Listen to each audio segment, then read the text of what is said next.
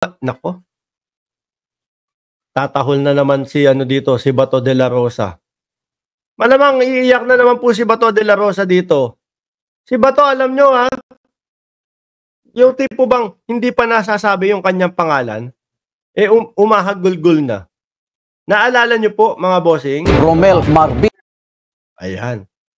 Naalala nyo po mga kababayan, dun sa hearing ni Alice Go, tungkol po sa Pogo, mga bossing. Tapos may isa pong babae doon, nakalimutan ko na pangalan eh.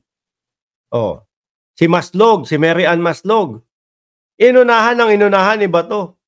At siya na mismo nagsabi, siya na mismo nagdamay doon sa kanyang pangalan, Bato, Bungo, dating Pangulong Duterte at yung CIDG na si Karamat, inutusan kayo ng Malacanang. Inutusan ka ng Malacanang para pumunta ka dun. No? At papirmahin si Alice Go. Nakasangkot si Bato de la Rosa at si Bungo, si Karamat at si dating Pangulong Duterte sa likod ng Pogo. Ganon. Eto po mga kababayan. Si Romel Marbil po mga bossing. General, no? General Romel Marbil. Kaso po ang tawag lang po ng ating Vice Presidente pag lumiliham kay General Marbil, ano lang po, Romel. Dear Romel, ganun lang. Isinapublika pa po nila yun ha. Sabi ko, hala, naka-public tapos wala man lang paggalang. Alam natin nagalit sila. Pero ano, sabi, Dear Romel, ganun lang. Anyway, mga kababayan, pakinggan po natin yung balita. Kasi pinagpapaliwanag po yung mga ex-PNP. No? Ex-PNP chief po, mga bossing. Nako, maggagawa na naman ng istorya dito si Bato. Sasabihin na naman po ni Bato, meron kaming group chat, ganito, ganyan, nangangamba na yung aking mga kasamahang ex-PNP. Samantala pong wala tayong naririnig na balita na umiiyak doon sa mga ex-PNP maliban po kay Bato de la Rosa. Diba, Shiro Kansaki? Parang nahuhuli si Bato sa sariling bibig. Yun nga, no? Wala pang ano sa kanya, wala pang sinasabi about sa kanya, umiiyak na. Sinasama niya na yung sarili niya. Pakinggan po natin. Philippine National Police Chief General Romel Marbil na magpaliwanag ang mga dating hepe ng pulisya kaugnay sa kanilang naging papel sa war on drugs ni dating Pangulong Rodrigo Duterte.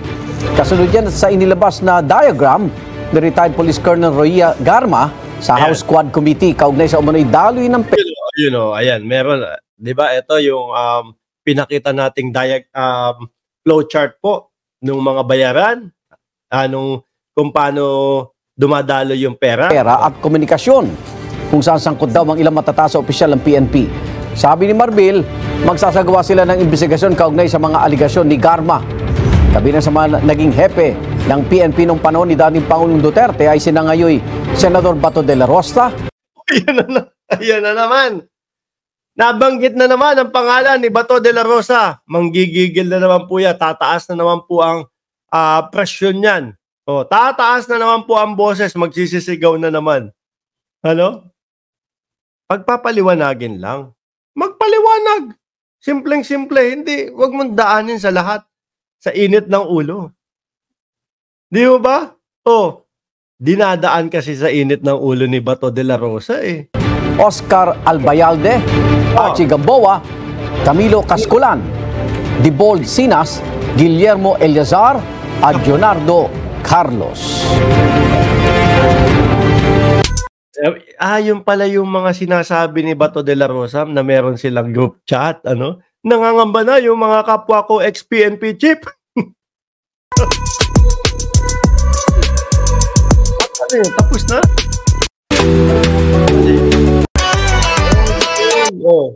Yan simpleng balita lang, kaprasong-kapraso lang ho. Pero pagka narinig ni Bato de la Rosa yan, grabe yung niyan, hagulgol na naman po yan. Alam niyo po, mga kababayan, ito pong mga lumalabas na mga balita po, itong mga inihahayag po nila Garma, naniniwala po ako, lalakas po yung kandidatura nila Bato de la Rosa dito. Kung sasagutin nila to at maipagtatanggol nila yung kanilang sarili. Lalo na kapagka naipahiya nila yung mga nagsasabi na sila ay ganito, ganyan. Oh, lalakas yan. Miski ako, iboboto ko sila, eh. Kapagka naipagtanggol nila yung sarili nila, eh.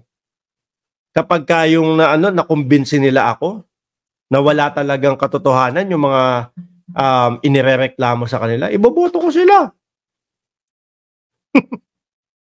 Ay, Diyos ko Lord.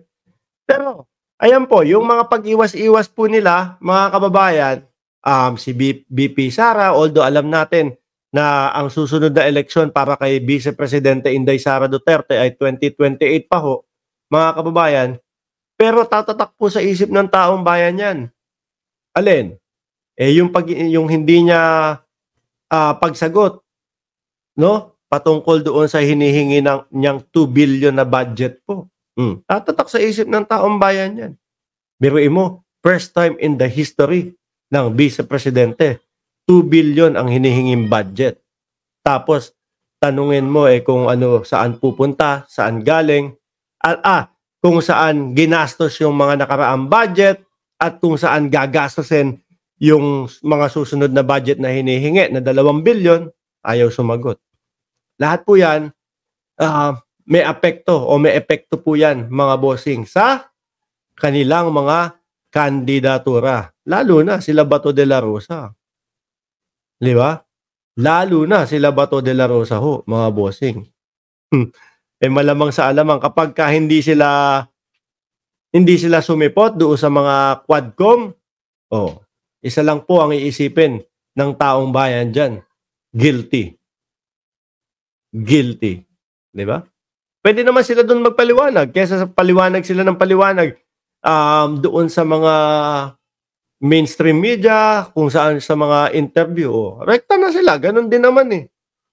Pag may nangyari kay Espinosa, alam na ng taong bayan.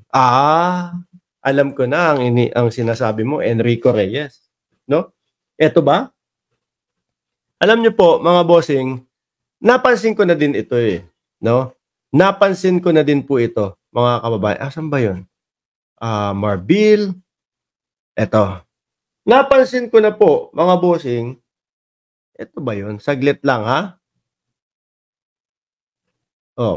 Yung nagbanta si Bato de la Rosa, mga bossing. Ano po? 'Di ba? Di ba ang sabi is yang si Kerwin Espinosa. Ano 'yan? Sinungaling 'yan. Eto nandito pala 'yun. Ayan. Ayan